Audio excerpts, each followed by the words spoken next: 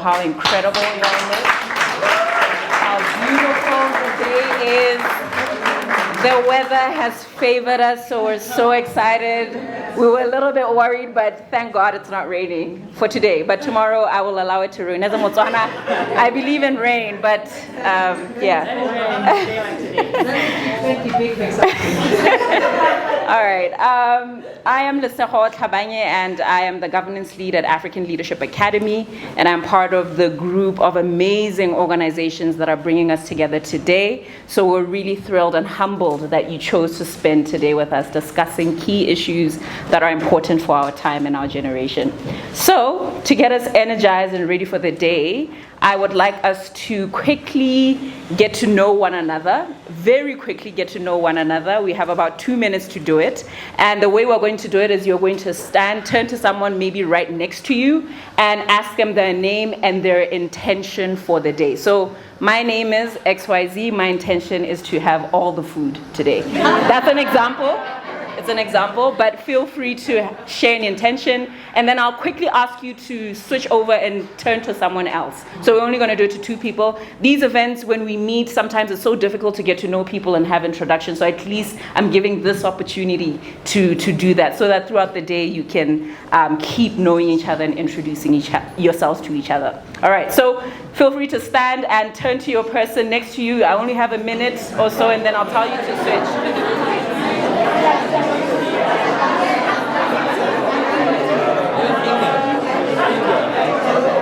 Thank you so much, but I'm hoping that this will be the mood, the energy that we interact with one another.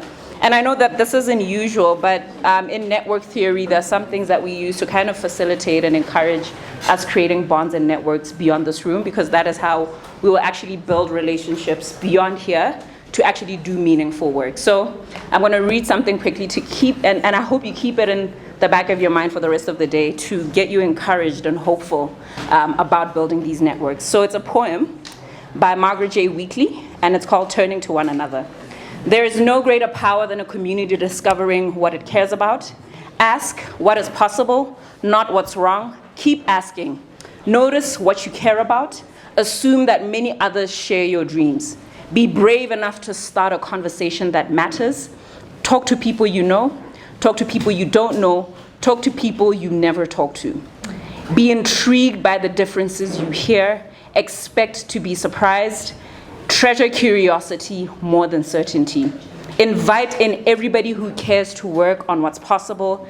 Acknowledge that everyone is an expert about something. Know that creative solutions come from new connections. Remember, you don't fear people whose story you know. Real listening always brings people closer together. Trust that for today, meaningful conversations can change your world.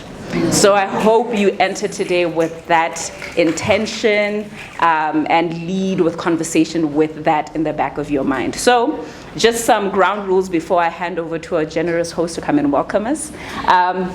The bathrooms are out of the store, just the side. We'll continue. Feel free if you want to have coffee. It's right outside as well. Feel comfortable and easygoing. The Wi-Fi is over there. It should be behind me at one point or another on the screen. So feel free to also access that throughout the day. And now, without further ado, I'd like to welcome Inga Herbert, who is our ED here at FNF, to come and welcome us in this beautiful space. Thank you.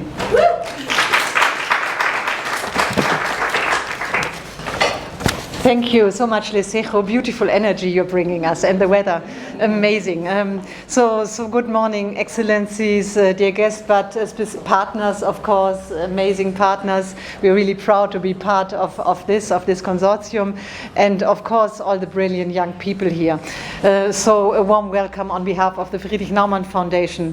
It's really an honor to welcome you here, and when I was now chatting to people, my expectation and the good thing I feel about this is that this is in the context of the G20 summit and of the G20 Youth Summit. This makes this event very, very relevant, and we don't need the Americans coming here, we need the Africans to come here and the African voice to speak. So we have all the partners here. I won't acknowledge you all one by one, but it is an amazing consortium. And African Leadership Academy, I'm always saying that is I think our favorite. We call it partner organization at Friedrich Naumann Foundation. Whenever I feel a bit depressed about the world or Africa, I just need to go to Ayla and talk to any of the students, and I'm happy that a couple of you are here. It's just very, very inspiring, and I do believe that the continent is doing well with these people, and you are needed. At the Friedrich Naumann Foundation, we believe that freedom is not a luxury, and that is the foundation of human dignity and innovation. And just to say a couple of words on the foundation, so we are headquartered in Germany. We are a German political foundation close to the Liberal Party in Germany, and we work in 60 countries worldwide. So I'm the head of Sub-Saharan Africa, but our aim is really to connect people. And now, in my case, of course, partners and people from Sub-Saharan Africa to the rest of the world. So this is why we are actually truly happy to also work with continental partners like African Leadership Academy. Yeah, and the G20 Youth Summit, it reminds us that global challenges are here. It's inequality, which we see a lot in this country, but also in many other countries, but also digital disruptions, all the topics of AI. We had a couple of discussions on that. We had a discussion on that if certain people like President Trump are the symptoms of our times, or if they are causing these times. A very interesting conversation. Already being with you in the morning, sitting at the table with Ambassador Dorcas and others, it's been an amazing start of the day. Yeah, and of course, as a foundation, in many countries in Africa, also in Kenya, for example, and the Gen Z is the big word. So I think in this room we have quite a couple of Gen Z, but also other young generations here. They're often called, or you're often called impatient, but I think that impatience is a gift. It's an impatience of conscience, the refusal to tolerate corruption, exclusion, and broken systems, right? And from the climate marches in Kenya and Nigeria to movements for accountability in South Africa and Sudan, young Africans like you are redefining what democracy looks like: creative, connected, and courageous. So I'm really looking forward to what comes out today, and I'm happy that some of you are carrying what's worked out today to the G20. And I wish you and us all a fantastic day. Thank you. I hand over to Lesego again. Thank you. Thank you so much, Inga. I really appreciate that, and thank you for the generous support. They have been supporting us as a governance consortium, putting these events together. This is not our first.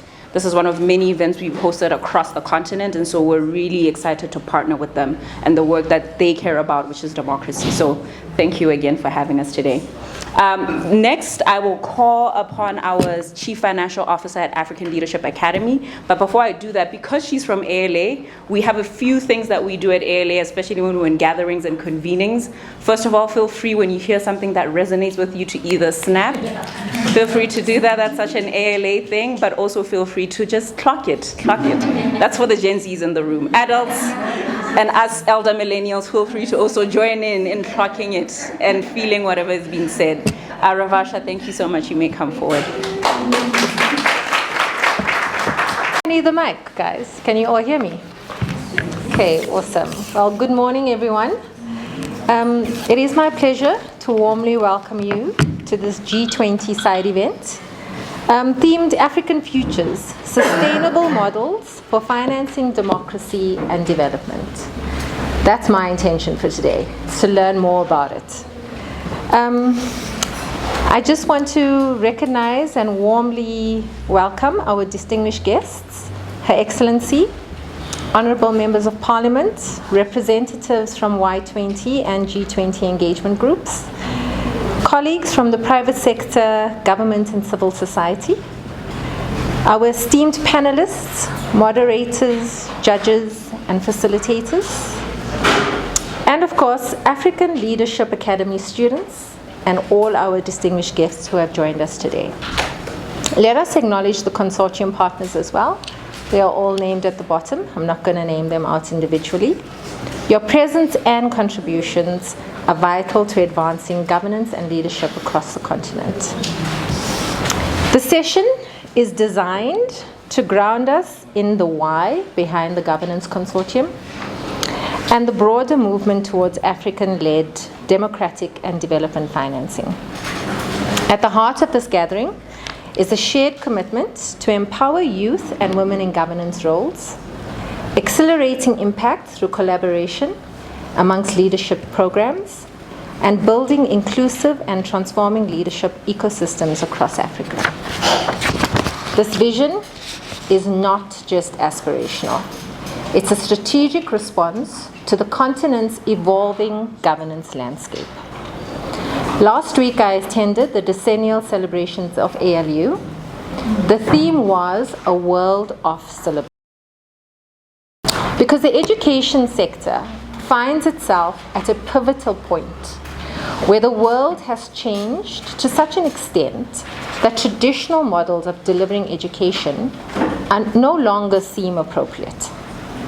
Similarly, Africa stands at a critical juncture. Traditional donor-driven models are losing traction, and the urgency of reimagining finance for governance and democracy have never been greater. Similarly, for decades, external aid shaped our development narrative. But today we ask, how do we finance freedom on our own terms? This is not just about money. It is about agency, innovation, and ownership. It is about creating systems where African youth are not passive recipients, but active architects of democratic resilience. As the African proverb reminds us, if we want to go fast, go alone. If you want to go far, go together. Today, we choose to go far by exploring homegrown solutions, youth-led innovation, and financial sovereignty. Because Africa doesn't just need aid, it needs agency. This event is not happening in isolation. It is strategically positioned alongside the G20 summit. Why is this important? Because the decisions made at G20 shape global governance, and Africa must not only be present, but influential in those decisions. Our dialogue today is directly to financing for sustainable development, inclusive growth, and debt and development issues that define Africa. We are here to challenge outdated paradigms of aid dependency and present African-led solutions that prioritize resilience, innovation, and youth leadership. As Nelson Mandela said, money won't create success. The freedom to make it will. That freedom is what we are here to shape, not just for Africa, but as a contribution to global democratic stability. Today, we expect keynote and fireside chat with thought leaders on financing freedom, panel discussions and lightning talks showcasing youth-centered financing models, design sprint and pitch the future sessions to generate actionable ideas, culminating in youth policy recommendation for G20 and AU. Another African proverb says, wisdom is like a baobab tree. No one individual can embrace it. Today, let us embrace collective wisdom and bold ideas to build a future where democracy is sustained by African ingenuity, values, and resources. I encourage all of you to be an active participant in this important work. Thank you for being a part of this transformative journey. Welcome, and let's begin.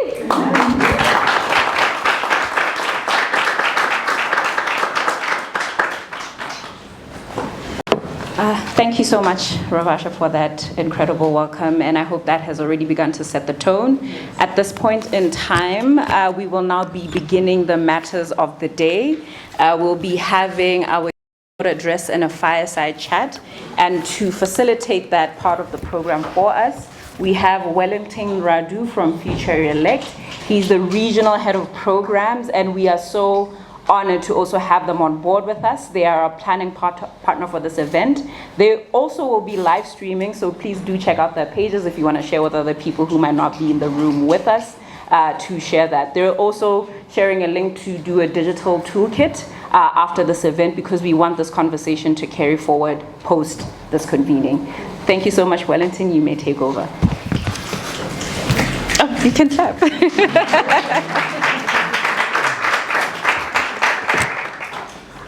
All right, thank you so much, Lesego. It's actually exciting to be in this venue because I have a history with this venue. One of the things that Lesego didn't tell you is that we run a public leadership program, and one of the seminars we had with the fellows was in this venue, so it's quite exciting that I'm here and seeing all of you here. I think the purpose of this session really is to start to provoke you to think about financing democracy in ways that you may perhaps have not thought about it. I say this because this is not a new conversation, actually.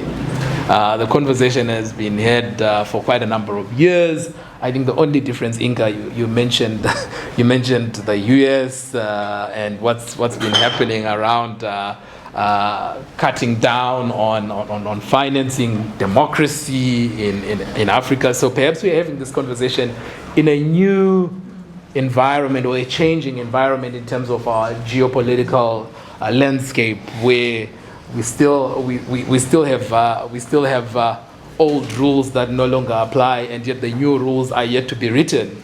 And we're trying to navigate that, and perhaps this is the most important thing to consider. So as we are going to have this conversation, I think the most important thing for me is to highlight that what we want to be asking, and I think this is something that our keynote speaker will delve into, who I'll introduce just shortly.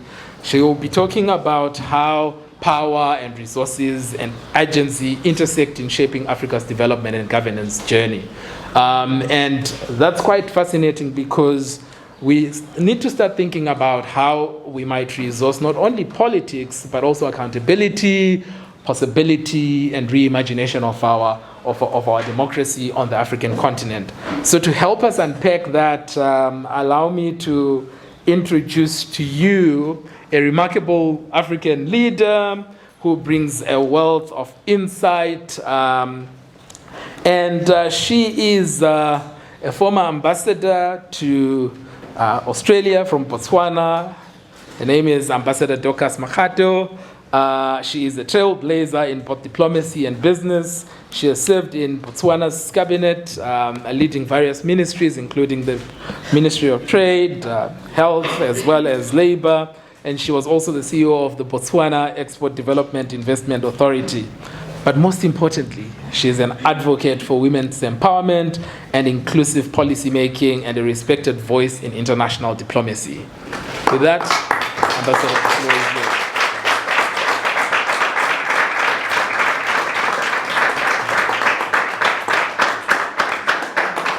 Thank you very much for that introduction. I almost did not recognize myself. And try and go back to politics, because we spoke without microphones if it was necessary. Can you all hear me? Yes. Then I can free my hands. Good morning. Good morning. Distinguished delegates. Can I write on the protocol that's already established, so that I have a bit of time to discuss what I've been asked to come and discuss? However, having said that, say that it is an honor for me to be here and to be talking to you this morning.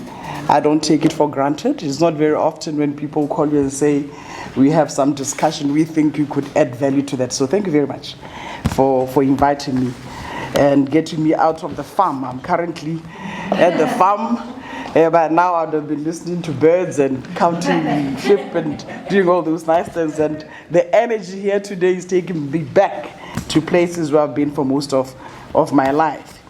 But allow me to acknowledge the Governance Consortium and African Leadership Economy, Emerging Public Leaders, LEAP Africa, African Leadership University Center for Reimagined Africa. And I think we must pause. Reimagined Africa, especially now. I sometimes like provoking thought, and I say sometimes when bad things happen or things that we don't expect happen, I say, yeah, about time. About time somebody decided not to fund our democracy. Would not probably be addressing this matter as urgent. And with the energy and everything that we are right now imposing on the subject matter, because it is urgent indeed. So maybe it's good that what is happening now, because out of that it will nudge us a bit to be able to deal with what we should have dealt with many a times ago. Because we are the victim of everything that we have been doing. Whether it be lack of financing, whether it be our inability or lack of capacity to finance our development and our democracy, we are the victim of that. So about time we have this discussion. And I'm also grateful to share this platform with fellow panelists that I had the pleasure of meeting this morning, and facilitators who continue to advance governance innovation across our continent. Our theme that talks about how to finance freedom, intertwined with how to finance democracy, because you can't talk about democracy and not talk about freedom at the same time. But let's pose a few questions. And in my discussion as I was preparing, some mentioned the word cost. The word cost of our democracy, cost of our freedom, kept on creeping in. And I want us to pause and think and say, should we be talking about cost? Is it a cost? Should it be a cost? Or should we reimagine it and talk about it as an investment rather than a cost? I want us to think about that. I, for one, I would align myself with investment into our democracy, investment into our freedom. Because when you look at investment, it's different from when you look at it as a cost. Because cost, you go to liability. Investment, you go into what is the return of this investment. So I want us to really change our mindset probably, change our paradigm, and shift towards looking at this more as an investment than a cost to our democracy. So today we ought to be asking ourselves those questions. According to the data from International Foundation for Electoral Systems, 2024, and UNDP's Electoral Support Report for 2023, across Africa today, the average cost of holding an election has risen by more than 60%. More than 60% over the last decade. Some national elections now cost over $600,000, and yet several countries, more than half of that funding still comes from external partners. A trend highlighted in the African Union's report of 2022, the governance report. So I ask, can democracy truly be free if its funding is borrowed? Can it be free if its funding is borrowed? I certainly believe it's not. Because when we look at it also, it cannot just be about money. It is about the considerations for third parties in this mix. It is about their participation. It is about our commitment and their commitment. And it is our lack of independence or our dependence on this borrowed democracy or borrowed freedom through financing. And what does this really mean? Across our continent, we find ourselves at different stages of democratic maturity as well as development. Some nations have strong institutions, others are still finding their way, but the real question remains, where should Africa be heading and on whose terms. Remember borrowing. In Botswana, for instance, we have seen that democracy can be sustained through the voices and participation of our citizens, not through dependence on external funding that often arrives with conditions. This is embedded in our culture in Botswana, and I encourage you to go and Google or go into the Oxford Dictionary and look for the word khotla, which is K-G-O-T-L-A, K-G-O-T-L-A, khotla. That system, embedded in our value system, embedded in what we do, we've always believed that people can gather in a khotla, and the first thing is all voices are equal, fundamental. And then it goes and it says all that is said there is good. In Setswana, I've seen a few Basotho who will understand mahoko a khotla amante ote. All words spoken at the khotla are all good. And it says fundamentally because then if anybody says anything bad at a khotla meeting, they trigger somebody to bring something good out of it. And we say mualebe, the one that says that is perceived to be bad, triggers monalendle, the one that has something good to say, to be triggered to create that balance. And it did not matter whether you came from a poor family, it did not matter whether you came from royalty, everybody had an equal voice. And that was the fundamental of our democracy. And I'm not certainly suggesting that it's perfect by any count. I'm just relating something that has helped us sustain our democracy to date. So underline their values, underline their culture, because I will come back to that when we deal with our democracy as the continent, or democracies as the continent. We must endeavor, therefore, having said what I said about borrowing and so forth, try and see if it is possible, remote as it might be in some instances, to self-fund democracy so that we reduce the dependency and we build our own dignity through our self-financing. If our democracy is to endure, it must be self-financed. It has to be self-financed. If it's to be sustainable, it has to be financed. If it's to be relevant to future generations, it has to be self-financed. If we want control of our democracy, it has to be self-financed, because we will say this is what has to happen, not somebody else telling us what should happen. That means we have to get that money from somewhere. The topic that I like will then go to productive economies, responsible fiscal management. Somebody talked about the bleeding of economies, corruption, etc. So it has to be responsible fiscal management, embodied with everything that goes with that discipline. And citizens who believe in the value of the institutions. We can no longer afford to have our governance funded by others while our people watch from the sidelines. And normally it's convenient. I think sometimes it has to be inconvenient, because convenience has its own liabilities that it comes with. So how can Africa self-fund? I have a few suggestions, about 5.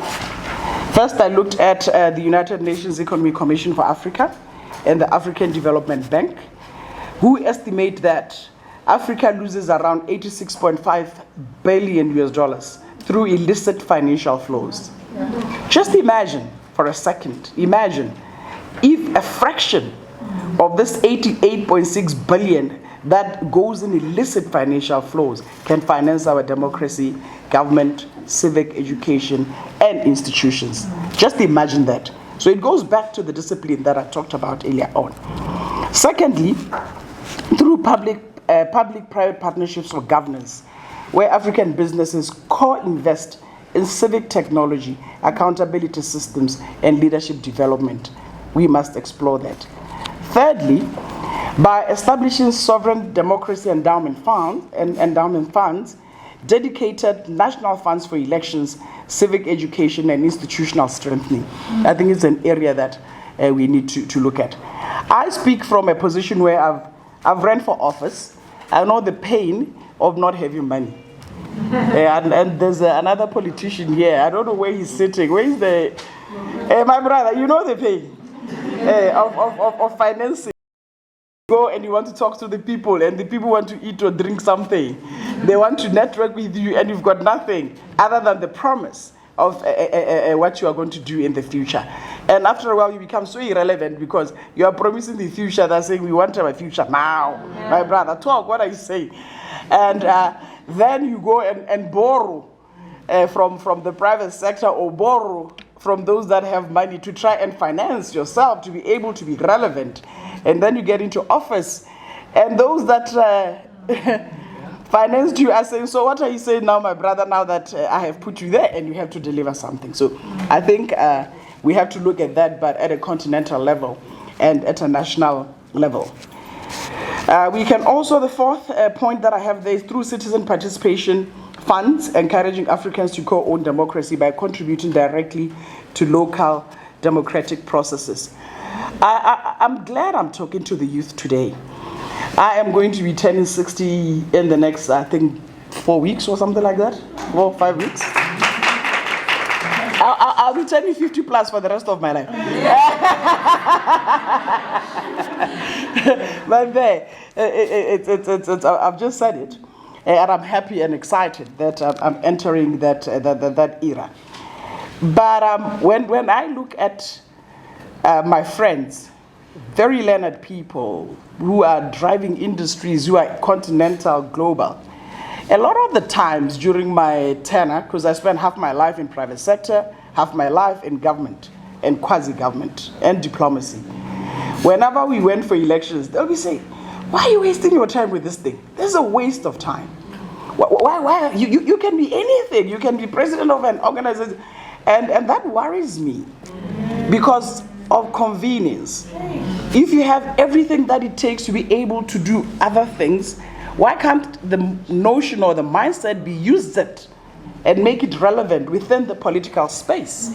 Because we need competence in the political space.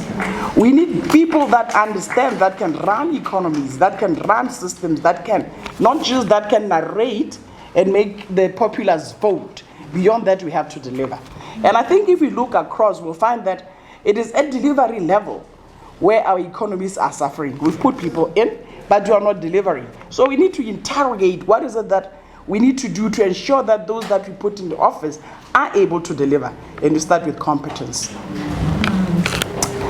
And finally, through Pan-African collaboration using platforms like AFCTFA and the African Union to establish continental financing frameworks for democracy, reducing reliance on donor circles.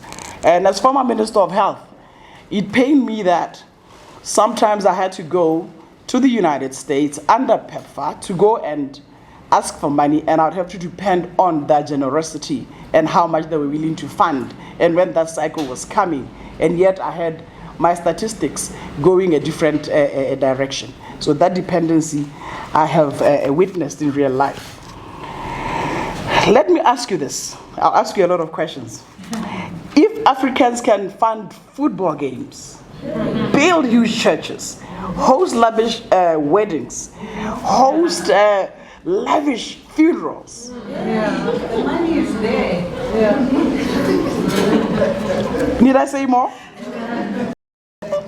We can. Are you saying we can't fund our own democracy with the same conviction? So I think we ought to explore that. When financing flows change, influence shifts with them. So the question then is no longer who funds us. It is whose agenda are we funding? Whose agenda are we funding? It is whose agenda we are funding that then takes us to this place where we are today. Need I say more? I'm not mentioning names. I'm not mentioning countries. I'm not mentioning regions. But I'm saying. I'm just saying. But when we invest in our own governance, we create systems that answer to citizens and not creditors. That answer to citizens and not predators. Our frameworks must therefore be institutional, not personal. They must outlast our leaders and to ensure continuity, integrity, and trust. Remove them from persona. Let them be institutions that stand up beyond the test of myself and my colleague or everybody that has been in political office. The institution must stand in its own right. But this economic empowerment that I'm talking about, that will finance our democracy, naturally it will depend on how well your economy, or the foundation of your economy, its empowerment, whether it's sustainable, its development, its growth. It will depend on market access. Are you able to sell that which you produce? Do we build bottlenecks? It will depend on neighborliness. Because if we are in this neighborhood, as an example, we cannot have one economy surviving without the rest surviving, because we'll all move here to come and look for.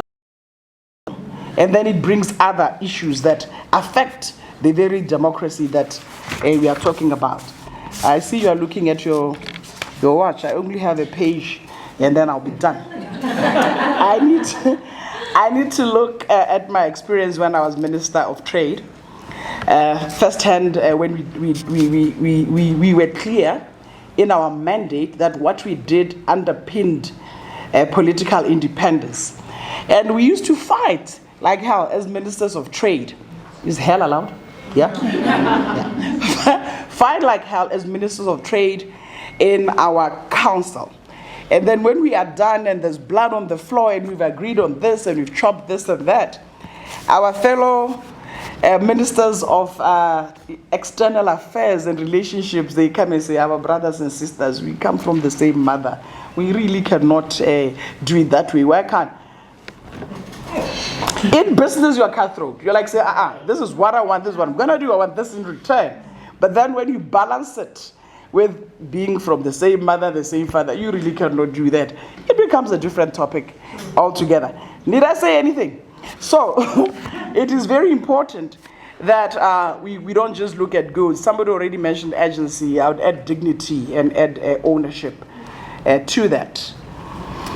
During my tenure as Minister of Trade, we opened markets. In fact, I was established this AFCTA right now.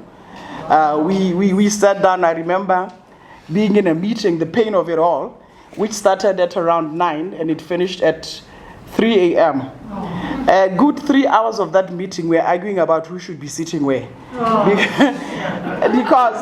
because we're having ECOWAS, then we're having SACU, then we're having SADC, then we're having all these different, what do you call them? Regional blocks or economic blocks.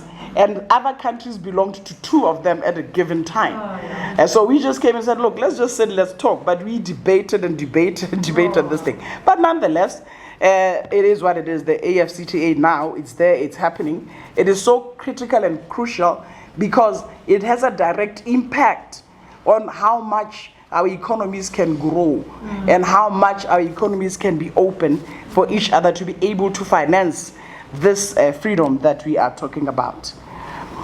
I had, and I'm going to change this, I said it requires patience. It doesn't. And I say that because I learned the previous speaker who talked about patience or impatience being a gift. So I'm with you, my sister. It doesn't require patience. I think we must use this gift of impatience and harness it and drive it accordingly to be able to get a return on that investment. So yes, democracy might require patience, but we are allowed to be impatient because of where we are right now. And from both our leaders and the led, its impact on livelihoods, economies, on progress is undeniable and very pivotal. So, financial democracy is not a luxury, it is an absolute necessity, and it is critical. But we must be vigilant.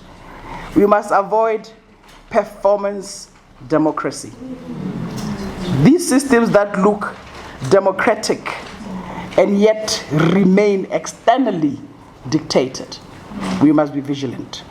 The price of independence may be slower growth or tougher reforms, but the cost of true democracy is sovereignty. Is sovereignty.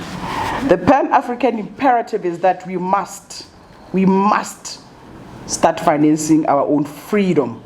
Across Africa, a new generation is rising, and I am privileged to be talking to that generation that is rising. Happy that you are not throwing anything at me. Is rising, and it must. One that demands governance, one that says we must reflect on the people and not the powerful. And I'm not quite sure if you are powerful, if you are powerful for 5 years and you are powerful for the rest of your life. So what is this so-called powerful? But I'm also glad that I see a significant amount in terms of the demographics today, that is women. Because it is women that are driving our economies. It is women across Africa that are driving our SMMEs. And it is women who are running our households. And it is women who can, and it is women who can take us to the next level. You know, in Botswana we have women, Motelo. What is Motelo in English? Motelo. Women come together and put their money together. And the Stockfell. But you know what my people do? And I used to be fighting with them. At the end of the year, they'll have so much money. Then they will decide, this year we're just buying food. They will buy so much food. And they will eat so much food and even throw it away over Christmas. They just buy it. And I'm like, if only we could take a fraction of that, invest it, let it grow, but not eat until we can't eat. And you know, Christmas, we have to lie under trees, enjoy ourselves, feed everybody that comes.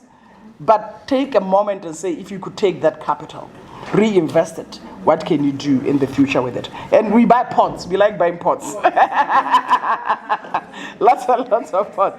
But let's reimagine and say, if all women in the continent could decide that we are going to fund our democracy, and it's an imperative, and it is a strategy, it is an objective. If all men, I don't know if you have Motelo, but I know women who have Motelo. All men could also do Motelo, right? So that we can have a balance. But if we could reimagine, because I said earlier on, we must reimagine everything in the way we do our business.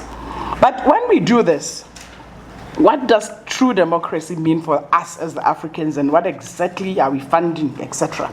And I've talked about that.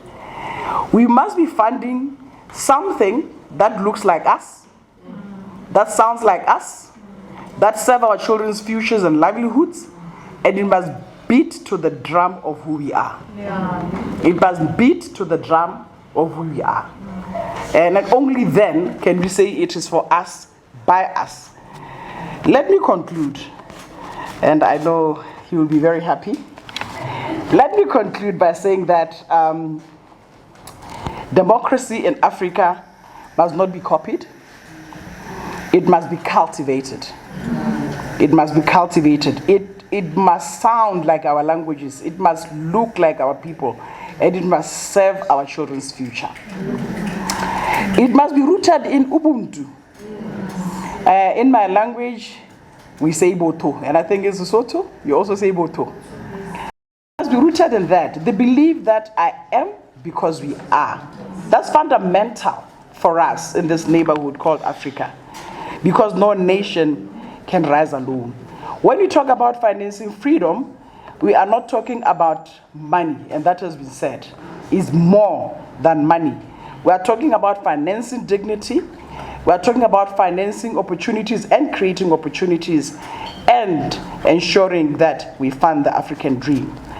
Our freedom must be funded by our own ingenuity, productivity, and belief in Africa's promise. Because in the end, distinguished delegates, freedom in Africa will not and should not be donated. Freedom in Africa will not and should not be donated. It must be designed, it must be defended and financed by Africans themselves, by us. And when that happens, fellow delegates, democracy will no longer be a cost, it will be an investment, and it will be and become our greatest wealth. Thank you very much for your I certainly was provoked. And I think for me, there are a number of questions that many of us are sitting with. And I trust that during the course of the day, we will unpack some of those questions. But I think what I appreciate, Ambassador, is you and I spoke earlier. And one of the things that many of you would know, some politicians, I'm not going to mention names, are good at promising that they will keep time, but she did a sterling job, and she spoke about competency, and you guys can see for yourself. So what I'm going to do now is, for the next 25 minutes, I am going to request that my other fellow panelist comes through to help us unpack some of the questions that are posed to us. And our second panelist is Ms. Sibahle Magadla, who is an economic development specialist whose work spans government, academia, and international organizations, including the International Labour Organization, as well as the United Nations Development Programme. She has led inclusive economic policy research across the continent, focusing on financial inclusion, job creation, and gender. What I like about our panelists now, you can see they're equally coming from different perspectives, but we converge somehow, and we'll show you just that now. So with that, I'm going to, perhaps maybe I should take a seat there, or do you want me to, I just take a seat here so that we can have a proper conversation. All right, so since you have just joined, I'm going to start with you. Sure. The ambassador has framed a lot. I have spoken about what she thinks financing freedom is. But from your perspective, what do you think financing is? Thank you for the question, and it's an honor, Your Excellency, to share this panel with you. Good morning, everyone. So for me, financing freedom really starts with a mindset. I think as Africans, because of our history, we kind of think of even the idea of financing from the context of receipts or dependence on the other, whether the other is another nation or a job or someone else to afford that for you. But I believe that financing freedom, as we have said, links to agency, but also independence. I'm a career coach by profession, besides the work that I do. And one of the things that I tell all my clients, who range from entrepreneurs to also African creatives, is that one needs to actually realize that the value exists within themselves, and everything else in terms of external financing is within their reach if they're able to curate, navigate, and accelerate their careers or their paths in that way. But that requires a mindset. So to me, financing freedom means that we as Africans have a mindset to say the value already exists within us, and whatever we are working towards is within our reach. It's not something that we need to depend on another for. We can curate and create it for ourselves. So practically, what that means is that if a woman entrepreneur is going to pitch for a loan, she's not going in desperate and willing to go for any strange, terms or contractual obligations. She first leads with the value that she brings with the service or product that she provides, and has the freedom or even the confidence to negotiate for conditions that actually match her own needs and priorities as an entity. So it starts with the mind. It starts with believing that the value exists within us. And then it then translates to how we then negotiate, speak, and lobby for what we deserve from a posture of knowing that value. Thanks. What I hear, Sibahle, is something that also Ambassador alluded to, right? Which is that financing freedom is tied to resources, economic power, it's tied to culture. But let's dig deeper into how those resources are distributed. So Ambassador, I'm going to come to you on this one. Earlier you spoke about how elections are funded often by outsiders, particularly in the African continent, majority of them. And what seems to me is that often, given our history and the inequalities that we have on the African continent, you find that certain freedoms are funded more than others. Right? Yeah. And so, in your perspective, how does our history of structural inequality shape which freedoms get the attention and which ones are left behind?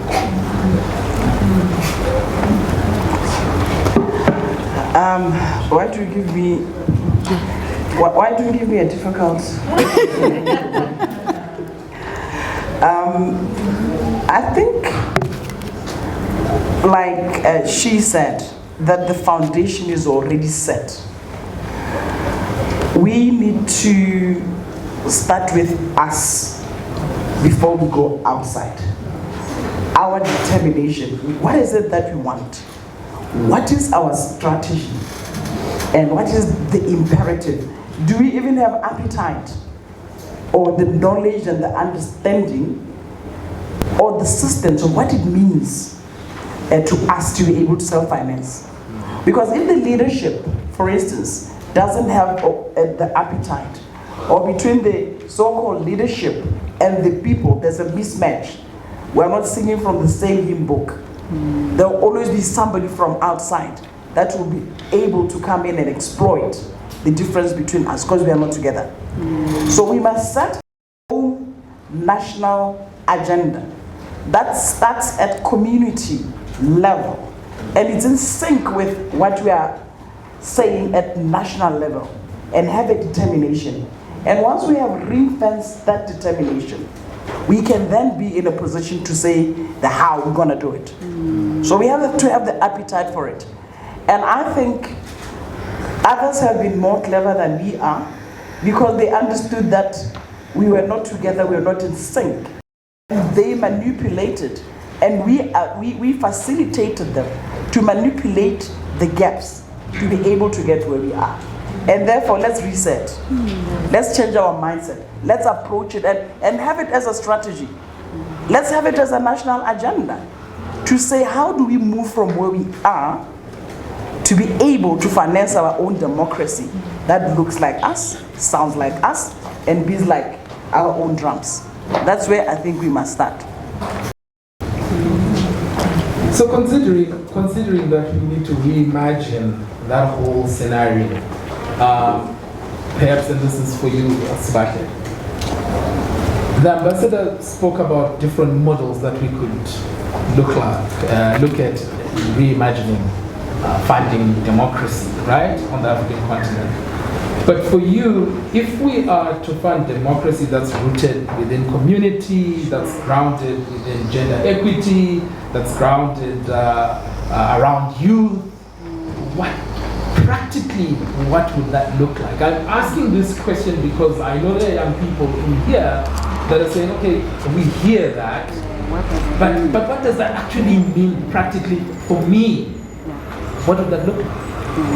Absolutely. And putting my economist hat on, one of the things that we also need to have a sense of urgency about is that Africans currently, if you look at our financial accounts country by country, we are in debt slavery, which means that we can no longer look outward for financing. We need to look within. So I'm actually going to even give a list of examples of what funding opportunities exist. And I also just want to add that as an economist, I also used to have a that, why would our leaders allow so much debt to happen? And I was chatting to a friend now who was at the AU lobbying for, lobbying against this debt crisis. And one of the things that they were talking about is that even globally, we as Africans have a reputation of making the best business for external continents. when they lend to us, they know that we will give them the highest interest rates and they will take it. And then they also know that the more debt that we're in, the more, you know, money or financing we need. So it's almost like the slippery slope that just never comes to an end. So I think just even from that sense of agency about, okay, let us be more bullish about financing within, I think we also need to be more open-minded about the fact that we need to also stop having almost a desperation mindset and start to realize that we have everything that we need on the continent, right? So for the creatives, the young people, what would an authentically African way of financing democracy look like? One, we need to use the philosophy of Ubuntu, where we as Africans actually fund one another.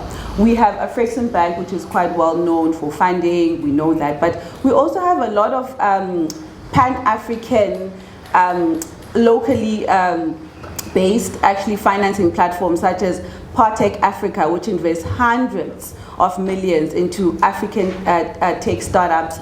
We also have newer funds, Voltron Capital, and I'd encourage you to actually look these up.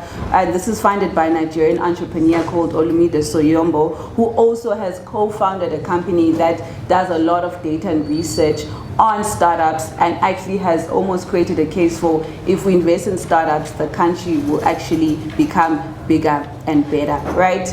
Another one that we need to talk more about is the idea of financing from our diaspora. It's not only about remittances, guys. We can actually gain from our brothers, African brothers and sisters who are based abroad. We can actually channel actual venture capital, venture financing to support your creative endeavors. And I think this is important because for the longest time, we've only thought of financing coming from only certain kinds of institutions. But if you do your research, there's a lot of Pan-African institutions that are supporting young people. Creative Africa Nexus for the creatives is also something else to look into. So the platforms, the organizations are there, but I think even for ourselves as individuals, I was speaking to a friend who now is a partner at EY, and what they're trying to do now is to create a fund just for entrepreneurs, not only to fund the business, but also to fund their livelihoods while they try to build the business. Because the hardest thing for entrepreneurs is that they're starving while they are building the business, and that's what makes them give up. But if you do your research and actually research, there are people, there are philanthropists, there are institutions that are Pan-African by people who look like us, who are saying, just come through, speak to us, and we'll give you the financing, not only for your business, but actually to sustain yourself while you build something bigger and better for the legacy of the continent.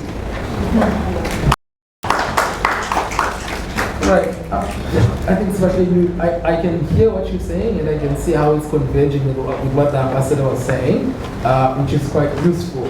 But I think the ambassador spoke to something that showed me that funding the day-to-day work of democracy is actually difficult.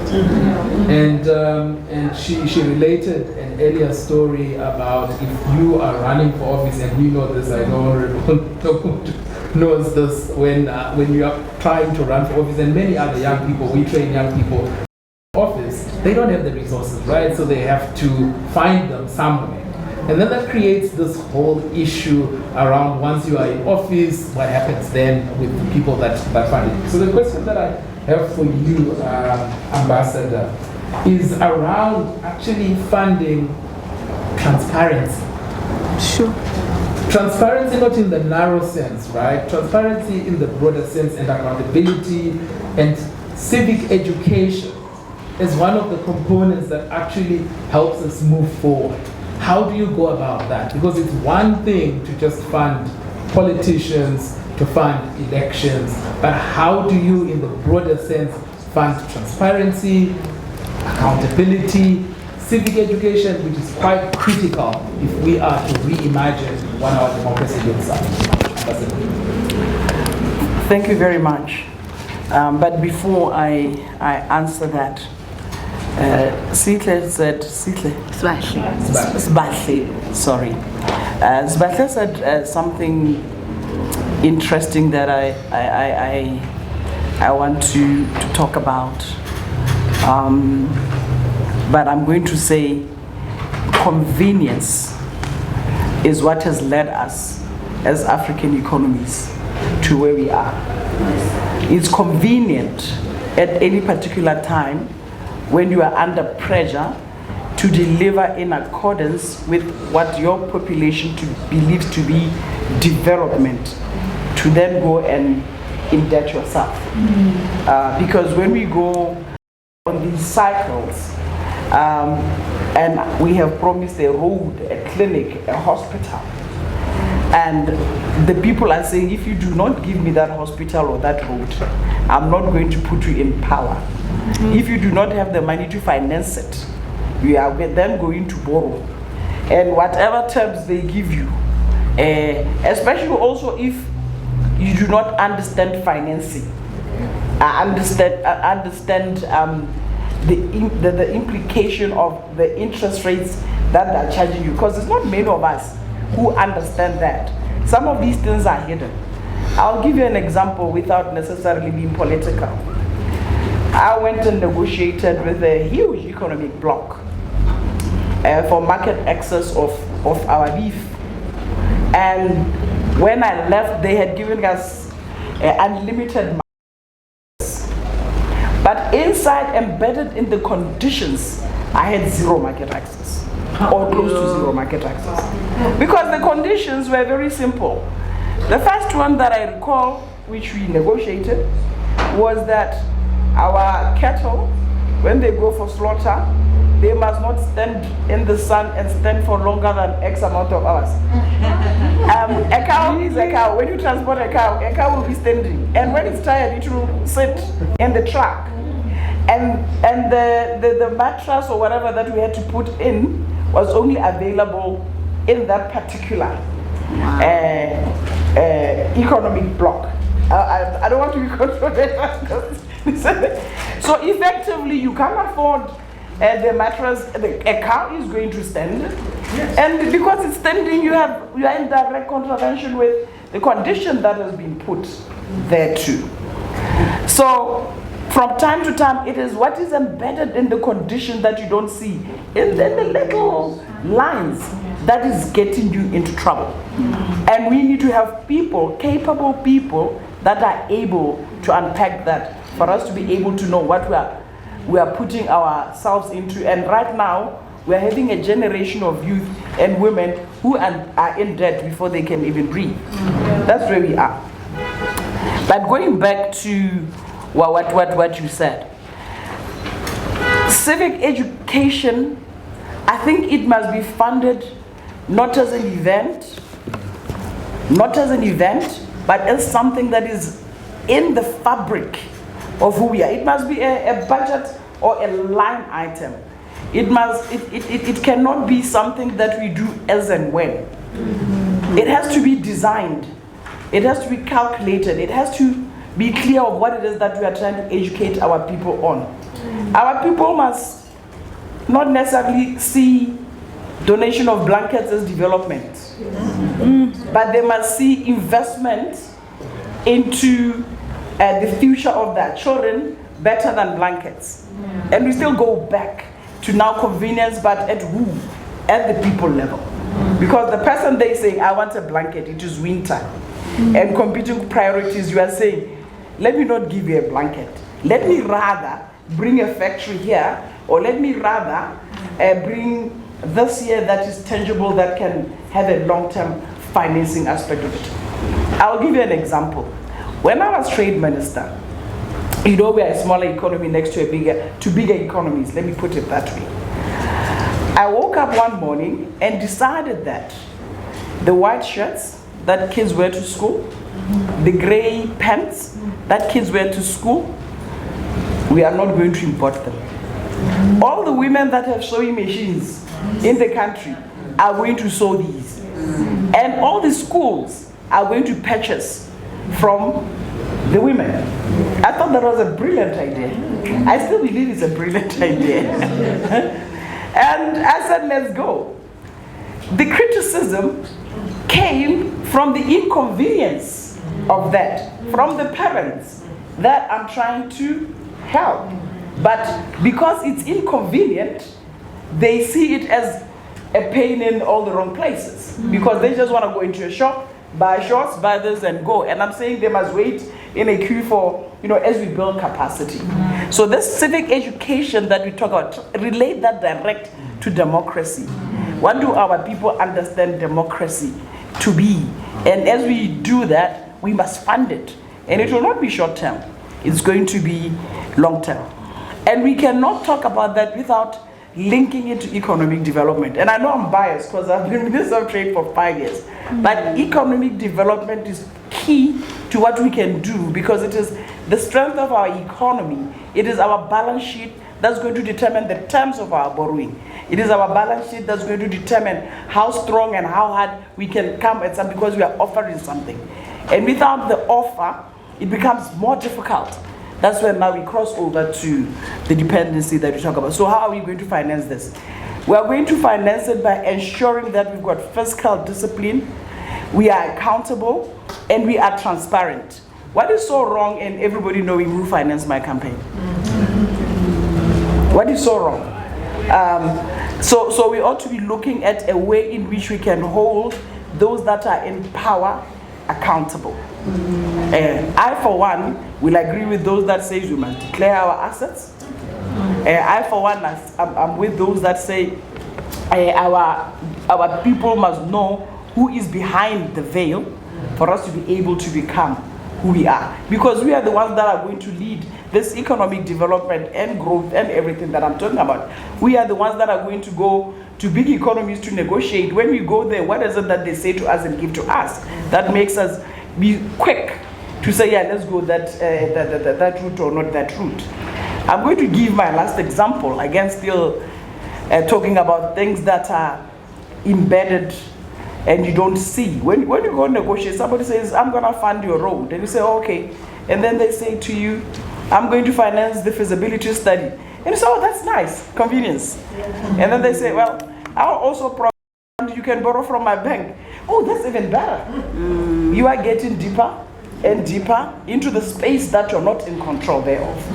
Because they are going to determine what the feasibility study is going to be. They are going to determine the cost of that road. They are going to determine the borrowing terms. They are going to determine... Need I say more? No. So we ought to go onto the civic education at the leader level, but also civic education at those that are... I don't like this lab thing. We don't lead people. At the people that should be leading. Those that we serve, I think that's better. Those that we serve, they also must understand our language. It can't be two different languages, because then the gap establishes the problems that we find ourselves. Thank you. Thank you so much. We usually have 5 minutes, and I want you to give your concluding remarks. But in Africa, we don't arrive unless we have said something. So I want just one young person with a burning question. Just one young person. There is a hand there. Just one. Is there a roving mic? I think Sure. right. I'd like to greet Your Excellency and the House at large. My name is Tabiso Mbiko and I'm coming from Pretoria. I think I appreciate the discussions that have been made, and I think they're quite helpful in terms of challenging us to think about these things. I think I have maybe 1 or 2 questions that I maybe... One. One. It's a loaded question, but it's one. It's one question. All right. All right. From an economic perspective, so how do you balance, I would say, globalization and self-reliance and independence as an economy that has been founded and thrives in principles of globalization? I'll make an example. You have, for instance, one of the industries, the mining industry in South Africa, that is currently running its operations and everything And what you find when you are there is that most of the things that the industry does, they are done, or rather they are outsourced. And this has been happening for years and years, we talked about, but there hasn't been nothing that has been sort of done to say, let's do indigenization, let's process, let's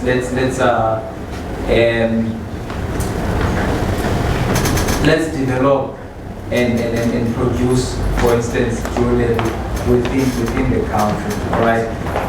The global scale that the economy is operating on is not necessarily on our terms as Africans. And so how then do you balance being a viable economy and also wanting to also have sort of that independence? Are we saying we want to be independent from the global community, or we are saying we want to establish maybe a South African or an African economy that is going to be, for instance, maybe like what the European has?